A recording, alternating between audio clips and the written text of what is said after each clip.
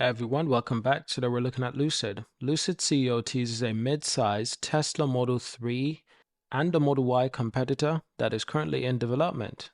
This is very interesting from Lucid. During a ribbon-cutting ceremony celebrating the opening of Phase 2 at the AMP1 production facility, this is in Arizona, Lucid Motors CEO Peter Rawlinson briefly teased the automotive's third model in the works, a mid-size EV that will arrive as a direct competitor to the Model 3 and Model Y. Now in Casa Grande, Arizona, home to the Lucid Motors AMP1 production facility, which now holds the Phase 2 of the American Automotive's four-phase expansion plan. Since we last visited during the start of the air production 2 years ago, AMP1 has expanded from approximately 800,000 square feet in size to 3.8 million square feet. That's quite remarkable. Phase 2, which will be home production of the Lucid's second flagship EV, the Gravity SUV, also includes a stamping machine and a second body shop, provides enough room to bring supply chain, storage, and powertrains in-house rather than building them up the road and trucking the parts over.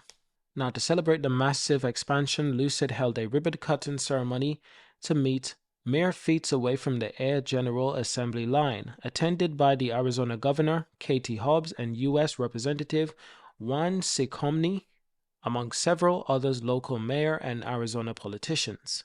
The entire Lucid crew on a shift at AMP1 gathered around the stage as CEO and CTO Peter Rawlinson thanked them all for their efforts that has helped get the relatively young automaker to today's milestone.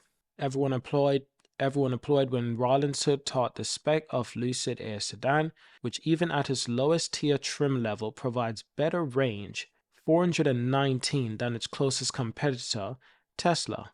Rawlinson confirms previous statements that a third Lucid model is in the works and physically exists in the development form. It will be a mid-size EV and the company's first model with mass market appeal. Better yet, Lucid CEO has reiterated and said this new EV will directly compete with Tesla, more specifically, the Model 3 sedan with Model Y crossover.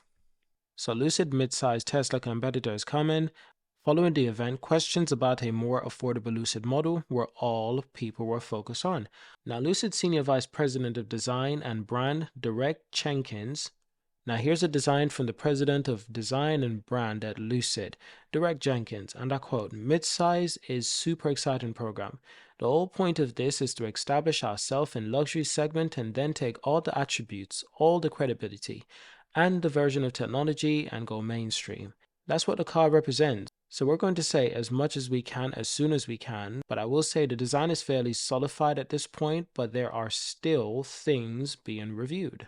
Following the launch of the Air production, sharing that he understands that the company's vehicles are expensive, but that's never been the end game. The goal is to use that optimized technology and hopefully profit from those higher end model sales to deliver a fully scaled mass market EV everyone can enjoy. That's a similar strategy taken by America's EV sweetheart Tesla with the Model 3 years after Rawlinson had left following his work on the Model S.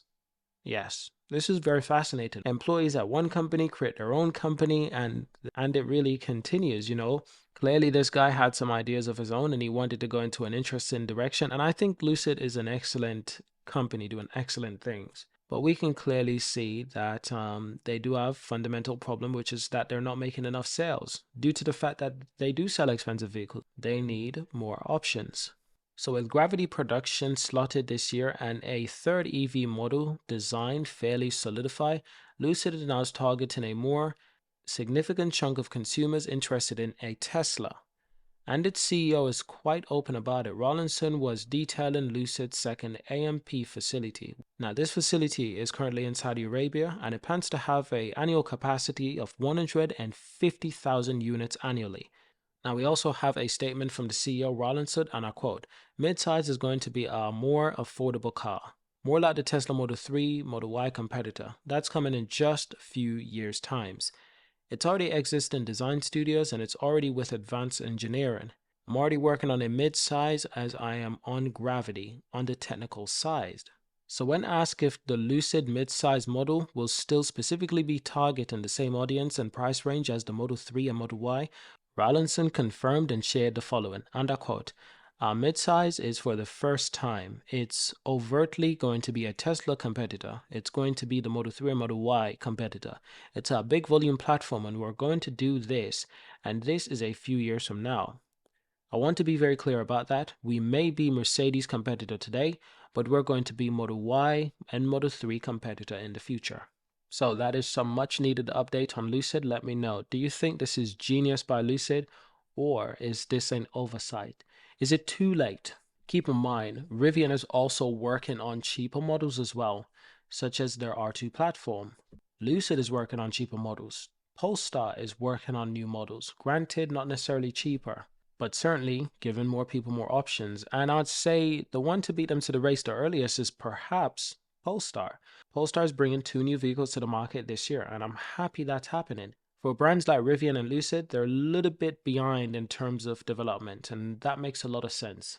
While the Polestar company is supported by Volvo and by Geely, it has a ton of support, and they've been developing vehicles for a significantly long time. So this will be very interesting to see how it plays out, especially this year, because last year, so the global deliveries for Polestar last year was 54,600 vehicles, and that has grown by 6%. Not a lot for last year for Polestar. So this puts them in close competition with Rivian, because Rivian delivered around 50,000 vehicles last year. So this is getting really interesting. So it's going to be even more interesting to see how the brands do this year. Polestar has been delivering just one vehicle, the Polestar 2. Now they'll have the Polestar 3 and Polestar 4. Now they will have the Polestar 3 and Polestar 4. So they should continue to stay ahead of Rivian. But I wouldn't underestimate Rivian. I wouldn't underestimate Polestar either. But I am underestimating Lucid. It would be very interesting to see it when the Lucid Gravity finally hits the road. That would be quite fascinating. So I hope you enjoyed this video. Thank you for watching, subscribe, and I'll see you in the next one. Peace.